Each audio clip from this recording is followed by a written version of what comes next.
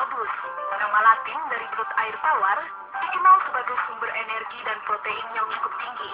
Kandungan proteinnya setara dengan daging sapi, bahkan lebih tinggi dari telur. Hal inilah yang membuat permintaan belut cukup tinggi di pasaran, khususnya pasar luar negeri. Elvi Santosa, salah satu pembudidaya belut yang memfokuskan usahanya untuk pasar luar negeri. Karena cukup mudah dilakukan dan tidak membutuhkan lahan yang luas, ia lalu tertarik pada usaha budidaya belut ini dan memulainya 2 tahun lalu. Media yang digunakannya adalah drum yang diisi dengan lumpur untuk mengatasi lahan minim yang berada persis di belakang rumahnya di kawasan Bekasi. Rata-rata itu bekas oli ya, saya beli gitu kan, bekas oli. Saya cat dulu ininya, dalamnya supaya jangan berkarat. Terus saya buka dengan sudah 30 cm gitu kan, mulutnya ya. Lumpurnya sekitar 50 cm kan, lumpur terus airnya 5 cm. Karena menggunakan media drum, maka harus dilakukan penyesuaian agar belut tetap merasa seperti di habitatnya. Untuk itu, biasanya ditanam eceng gondok di atas permukaan air. Itu pun harus disesuaikan banyaknya agar tersedia cukup oksigen untuk pertumbuhan belut. Jumlah maksimal eceng gondok adalah 30% dari permukaan air. Hal lain yang harus diperhatikan adalah temperaturnya agar tidak terlalu panas. Agar belut tetap sehat, sirkulasi air yang cukup juga menjadi faktor penentu. Ciri-ciri belut yang bagus, Pak, kualitasnya dan juga maksimal dalam pertumbuhannya itu seperti apa? Belut yang sehat itu belut yang lincah gitu ya nih ya. Dan kan kalau dalamnya kan udah sakit ya. Dan dadanya nggak boleh cacat ya, nggak boleh luka.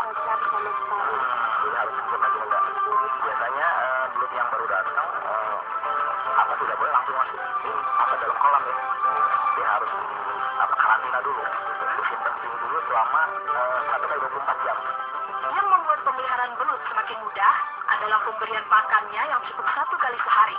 Biasanya dilakukan pada sore hari, karena belut merupakan binatang malam dan baru mencari makan pada malam hari. Rata-rata pakan saya kasih kicot ya, kicot terus cacing sutra ya, keomas, kadang-kadang pelet sudah kurang lebih 5% dari bibit. 5% dari itu. Jadi bisa saya beli 100 kilo, itu tiap hari saya harus 5 kilo. Bisa kayak 5 kilo bekicot, atau 5 kilo kemas gitu. Sebagai kategori hewan hermafrodit, selama perubahan kelamin, belut akan menjadi kanibal. Itu sebabnya pemberian pakan tidak boleh terlambat, guna menghindari belut memakan sesama. Belut yang umum dikonsumsi adalah jenis belut sawah dan belut rawa. Untuk komoditas ekspor, permintaan belut rata-rata berukuran minimal 400 hingga 500 gram. Berbeda dengan konsumsi lokal, yang biasanya justru menggemari belut dalam ukuran kecil. Belut yang udah siap panen itu umur yang berapa sih, Kak? Buat ekspor ya, itu jadi yang 9 bulan ya. Oh, yang 9 bulan. Yang ukuran itu 1 kilo itu 2-3 ekor. 1 kilonya, jadi besar-besar ya.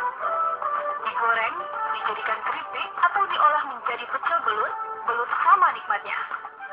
Ya digoreng, tapi jangan terlalu lama, kan omega-nya kan sedangkan terlalu lama. Lebih gurih, proteinnya lebih banyak, pokoknya gizinya lebih banyak. Masih minimnya pemain dalam usaha budidaya belut, membuat kapasitas produksi belum mampu memenuhi permintaan pasar lokal maupun ekspor.